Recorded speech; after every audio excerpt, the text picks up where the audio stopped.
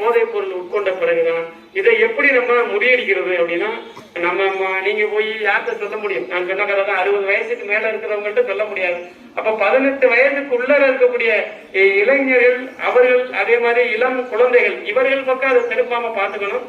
அவங்களுடைய வாழ்நாள் பயணம் வரையில அந்த பக்கம் போகாம இருக்கணும். அதற்கான முயற்சிகளை எல்லாரும் சேர்ந்து எடுக்கணும் அப்படிங்கறதுதான் நோக்கம். இப்ப நான் போன வாரம் கோவிலூர் கல்லூரியில பேசும்பொழுது அந்த முதல்வர் பேசும்போதே சொன்னார், வரவேற்புரை ஆற்றும் பொழுது, சார் தினசரி நாங்க ஒவ்வொரு பீரியடு முடிஞ்ச பிறகு நாங்க செக் பண்ணி பாக்குறோம். வகுப்பறையை பார்த்தா அன்வான்டா அந்த மெட்டீரியல்ஸ் நிறைய கிடக்கு. ஒரு பையனவே ஒவ்வொரு வகுப்புல இருந்து அள்ளிட்டு வராங்க. அதை எப்படி நம்ம சரி பண்ணி கொண்டு வரும்? அந்த பசங்களுக்கு வயசு என்ன இருக்கும்? பாலிடெக்னிக் படிக்கிற பசங்களுக்கு 14 வயசு முடிஞ்சு 15 வயசா இருக்கும்.